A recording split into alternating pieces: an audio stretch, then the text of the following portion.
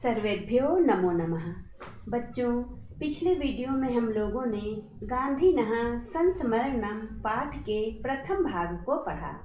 इसके अंतर्गत हम लोगों ने पढ़ा कि महात्मा गांधी ने अपनी आत्मकथा में लिखा है कि बचपन में वे श्रवण कुमार की मातृ-पितृ भक्ति और राजा हरिश्चंद्र की सत्यवादिता से काफ़ी प्रभावित हुए थे। उन्होंने लिखा है कि श्रवण कुमार की मातृ-पितृ भक्ति को देखकर मैंने स्वयं को समझाया कि मुझे भी उसे आदर्श रूप में अपनाना चाहिए। मैंने स्वयं से स्वयं को ऐसा कहा। अब चलिए आगे पढ़ते हैं।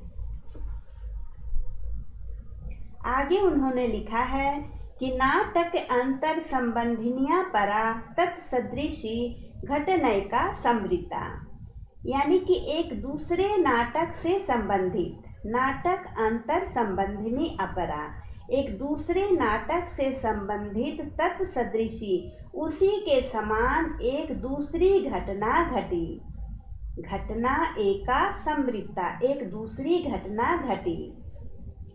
पहला नाटक तो उन्होंने पढ़ा था कि श्रवण पितृ भक्ति नामक, और उस नाटक को पढ़कर वे काफ़ी प्रभावित हुए थे। अब वे लिखते हैं कि एक और दूसरा नाटक जिसे देखकर उसी से संबंधित, तत्सदृश, यानी कि पहले नाटक से जो प्रभावित हुए थे उसी तरह की एक और घटना घटी। एतत् कालम एवा कयापि नाटक मंडलिया प्रयुक्तम नाटकम अवलोकयितुम पितुरनुज्ञाम अध्यागच्छम। और उसी समय एतत् कालम एवा, उसी समय कयापि नाटक मंडलिया, किसी नाटक मंडली के द्वारा, यहाँ पर तृतीय विभक्ति एक वचन है, किसी नाटक मंडली के द्वारा आयोजित नाटकम अवलोकयितुम, नाटक को देखने की, यहाँ पर तुमुन प्रत्यय है, पितुः अनुज्ञाम, यानी कि पिता की आज्ञा प्राप्त की। तन नाटकम हरिश्चंद्र चरितात्मकम आसीत, और वह नाटक हरिश्चंद्र के चरित्र पर आधारित था। यहाँ पर संधि विच्छेद करेंगे तो होगा तत् नाटकम, यहाँ पर हो जाएगा हरिश्चंद्र चरितात्मकम आसीत, वह नाटक हरिश्चंद्र से संबंधित था। तदे तल्लोचना से चनकम मम मानसम आकर्षत, और वह नाटक जो मैंने देखा, जो हरिश्चंद्र के चरित्र पर आधारित था, वह नाटक आँखों को शीतलता प्रदान करने वाला था। यहाँ पर अगर संधि विच्छेद करेंगे तो हो जाएगा तत् एतत् लोचन आसेचनकम, यानी कि आँखों को शीतलता प्रदान करने वाला वह नाटक, मम मानसम आकर्षत, मेरे मन को आकर्षित किया। किंत्वानुज्ञां कते कृत्वा प्राप्य गंतुम शक्येत, किंतु आज्ञा प्राप्त करके कितनी बार जाया जा सकता है। यहाँ पर संधि विच्छेद करेंगे तो होगा किंतु अनुज्ञां कते कृत्वा, यानी कि कितनी बार, प्राप्य यहाँ पर ल्यप प्रत्यय है और गंतुम यहाँ पर तुमुन प्रत्यय है। वे कह रहे हैं कि किंतु आज्ञा प्राप्त करके कितनी बार जाया जा सकता है। कहने का तात्पर्य है कि नाटक देखने की आज्ञा बार बार मिलना संभव नहीं था। तथापि एतत् निमित्तं व्यसनम नैवा माम अमुंचत, फिर भी इससे संबंधित मेरी जो आसक्ति थी उससे मैं पीछा नहीं छुड़ा सका, यानी कि मेरी जो देखने की जो लगन थी, नाटक देखने की जो आदत थी, उसने मेरा पीछा नहीं छोड़ा। तथापि एतत् निमित्तम, है ना, नाटक देखने की उनकी आसक्ति थी, उनकी आदत थी, उससे वे पीछा नहीं छुड़ा सके। निसंख्य वारम इदम नाटकम मया स्वयं मनसा प्रयुक्तम स्यात्, और निसंख्य वारम, यानी कि अनेकों बार वह नाटक मेरे द्वारा स्वयं मेरे मन से आयोजित किया गया। यानी कि जब नाटक देखने की अनुमति इन्हें नहीं मिली और इनकी नाटक देखने की इच्छा इतनी प्रबल थी कि इन्होंने स्वयं उस नाटक को मन में खेला। अपनी कल्पना में कई बार उस नाटक को खेला। हरिश्चंद्रेण एव सर्वैरपि कस्मात् सत्यवद्भिर्न भवितव्यम्। हरिश्चंद्र के समान सभी लोग क्यों नहीं सत्यवादी होते हैं। जैसा हरिश्चंद्र सत्यवादी थे, वे कहते हैं कि हरिश्चंद्र के समान सभी लोग सत्य का पालन क्यों नहीं करते हैं। इत्येषः प्रश्नो दिवानिशं मे मनसि पुनः पुनः स्फुरत्। सत्यानुसरणं सत्यस्य अर्थे हरिश्चंद्रवत् निर्विकल्पेन मनसा क्लेशानाम् अनुभवः। वे कहते हैं कि इत्येषः प्रश्नो, यानी कि यह प्रश्न। कौन सा प्रश्न?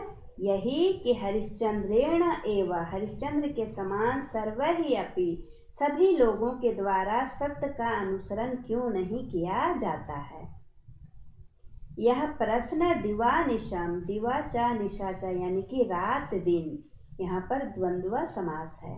रात दिन मेरे मन में उठने लगा कि सत्य से अर्थे, सत्य के लिए सत्य अनुसरणम, सत्य के लिए सत्य का पालन, हरिश्चंद्रवत निर्विकल्पेन मनसा, हरिश्चंद्र के समान सच्चे मन से सत्य का पालन करने में लोग क्लेशों का अनुभव क्यों करते हैं।